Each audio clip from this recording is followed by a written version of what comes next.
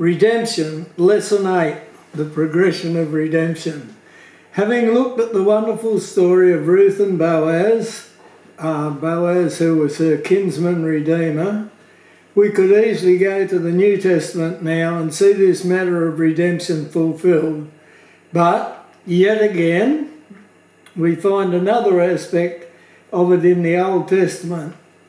This is a doctrine that God obviously doesn't want us to miss. We just keep finding things about it in the Old Testament. The progression just goes on and on through the Old Testament. As you study the Bible yourself, there'll be things you'll come to and you'll say, oh, you missed this, and you'll be right. There are so many things that we haven't been able to look at that would be so good to look at, but I just couldn't go on without this lesson that I'm doing now. When we looked at Ruth and Boaz, we were introduced to the idea of redemption being the bride price. Ruth 4:9 and Ruth 4:11. I'll just read this back in Ruth, just to refresh your memory about it. It says, Ruth 4:9, and Boaz said unto the elders, remember this is when they came into the gate and the elders were there, and Boaz was wanting to redeem Ruth. And Boaz said unto the elders and unto all the people, ye are witnesses this day that I have bought all that was Elimelech's and all that was Chilion's and Mahlon's of the hand of Naomi. Moreover, Ruth the Moabitess, the wife of Mahlon, have I purchased to be my wife. Now, he was buying her to be his purchased possession, not his slave, to be his purchased possession, to raise up the name of the den upon his inheritance. And so we struck that idea of the bride price. So Boaz said he had bought Ruth, he had purchased her, and this reminds us so much of our Greek word parapoio that we're going to come to when we come to the New Testament, to buy as a purchased possession, to own and possess.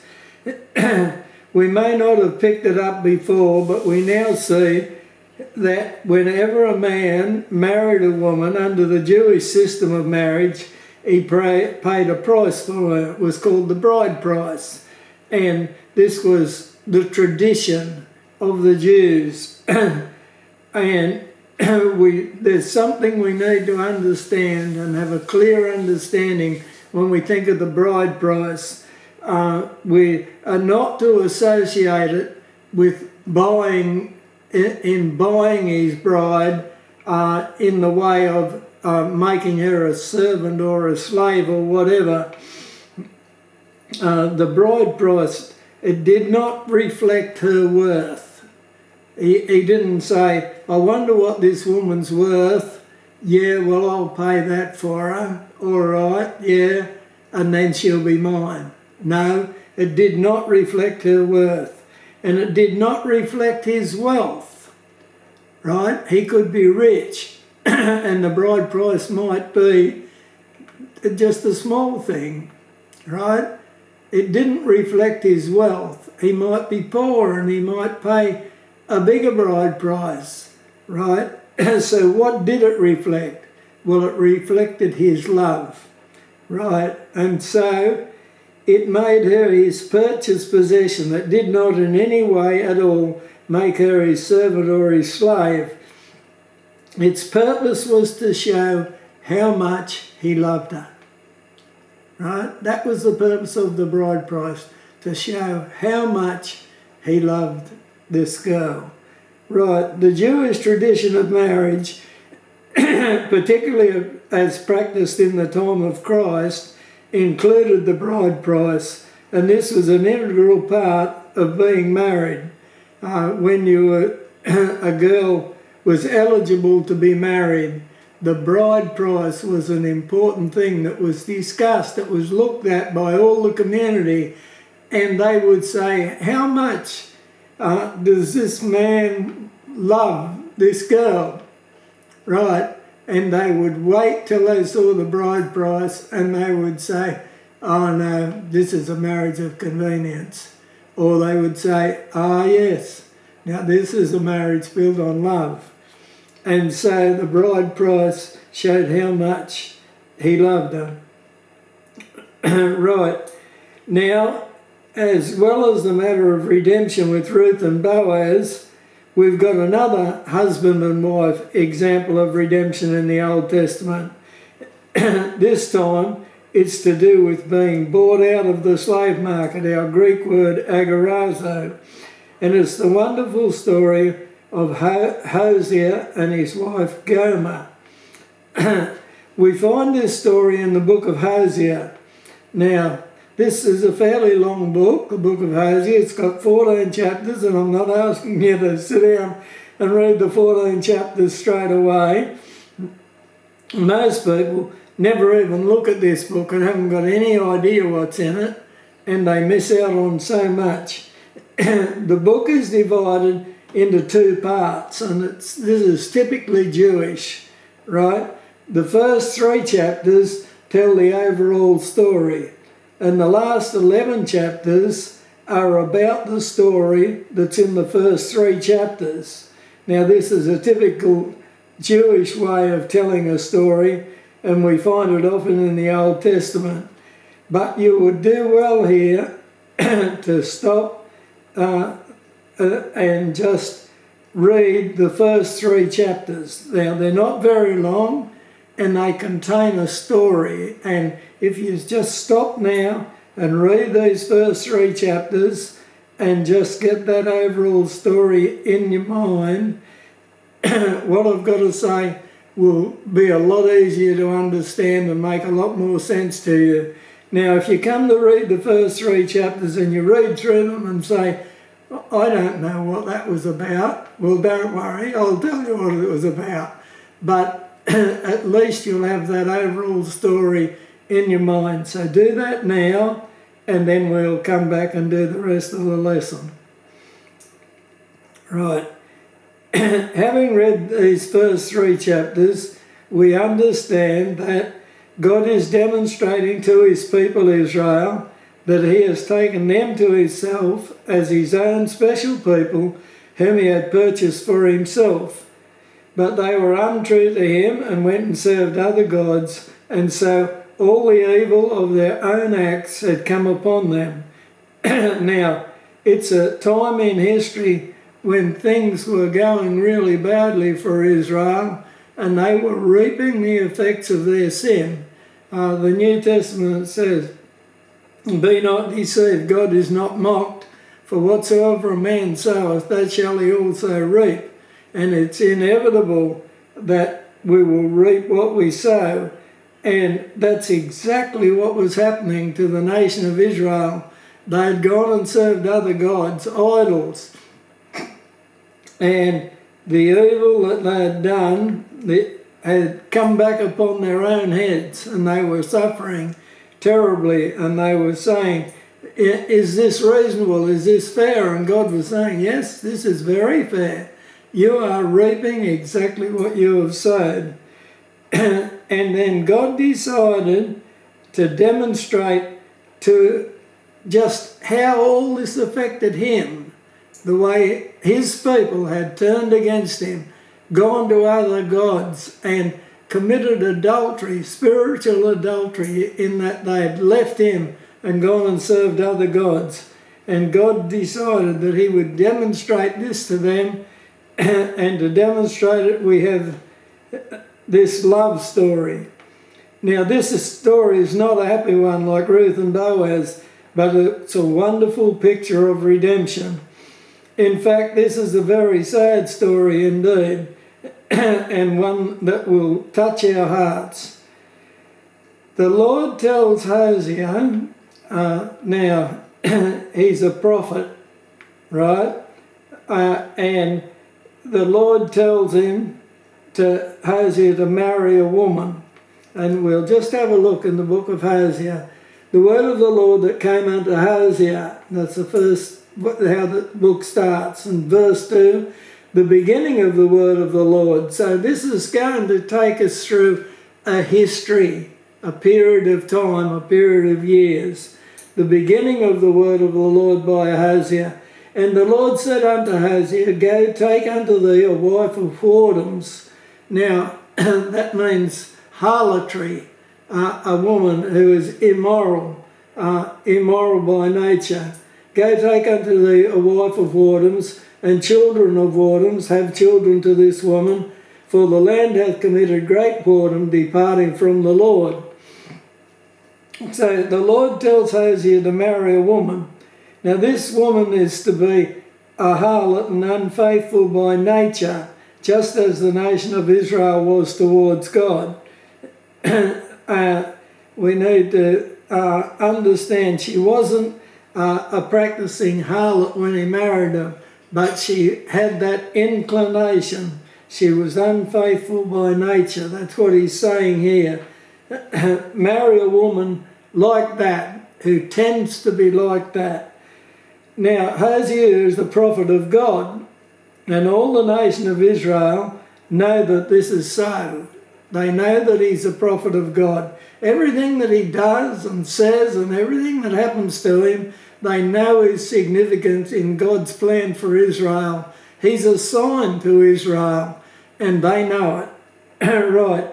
Most prophets were older men, and they were often poor and destitute, and that was part of their ministry, to be like that.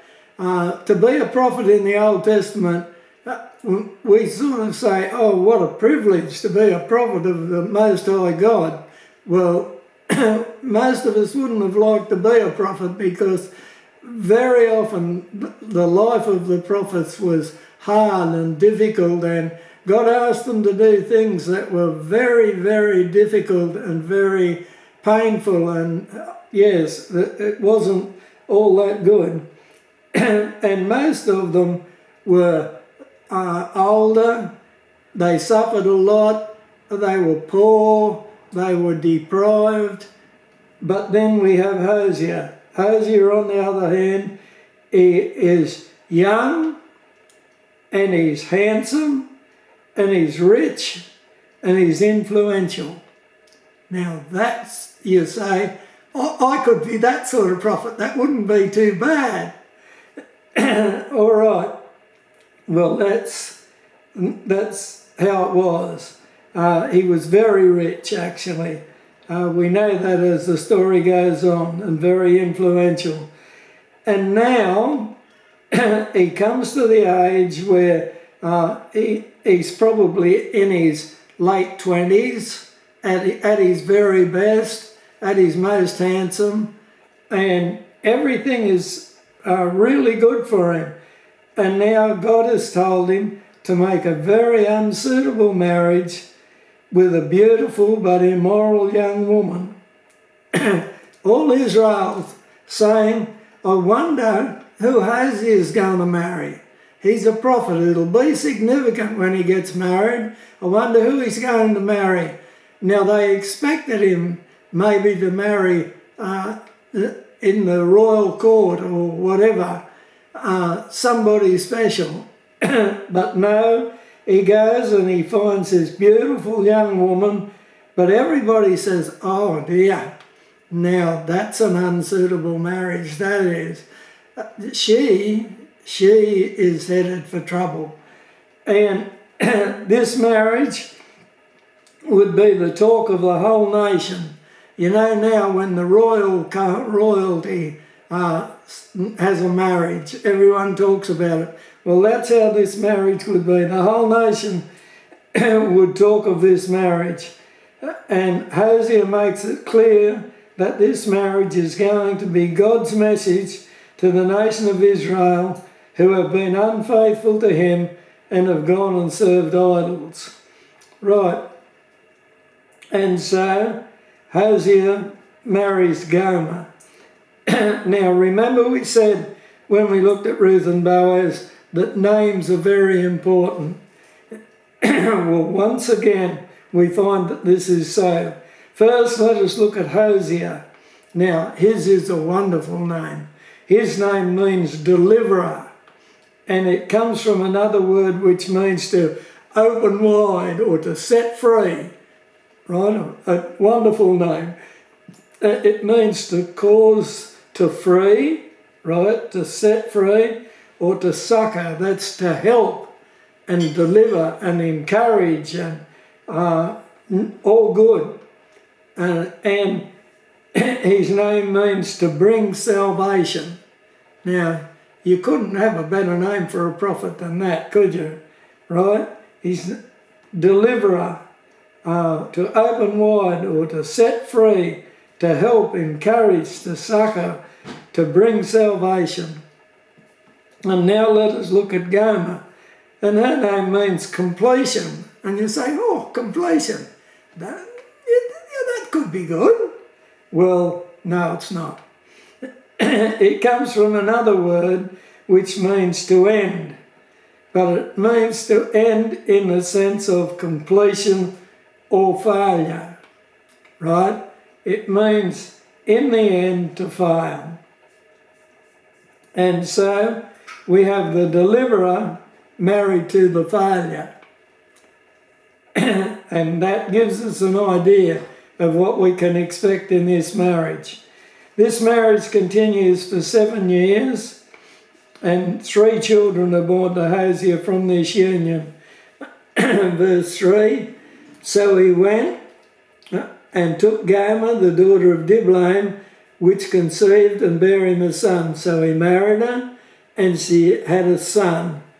And then we see he was given a special name, and he too was assigned this son. And then in verse 6, and she conceived again and bare a daughter. And God said, give this daughter a special name. She's assigned too. And then in verse 8, now when she had weaned Lo-ruhamah, she conceived and bare a son. So 2 sons and a daughter. And he had a special name as well. And these names were significant to the children of Israel. So the children too became a sign to the nation of Israel. And so they're married. So what happens within their marriage? Well, as time has gone on, 2 things have happened. Gomer has been unfaithful to Hosea. Chapter 2, verses 1 to 5. This is Hosea speaking, and he says, say ye to your brethren, Amy, and to your sisters, Ruhamah, plead with your mother. Now he's talking to his children here, and he's saying, plead with your mother, plead, for she is not my wife. Now he's not saying that he hasn't married her. He's saying she is not acting as my wife, neither am I her husband. In other words, she is not living with him as a wife with a husband at all. Let her therefore put away her whoredoms or her harlotry out of her sight, and her adulteries from between her breasts, lest I strip her naked, and set her as in the day that she was born, and make her as a wilderness, and set her like a dry land, and slay her with thirst. And I will not have mercy upon her children, for they be the children of whoredoms, of harlotry, for their mother hath played the harlot. Right. She that conceived them hath done shamefully. For she said, I will go after my lovers that give me my bread and my water, my wool and my flax, my oil and my drink. So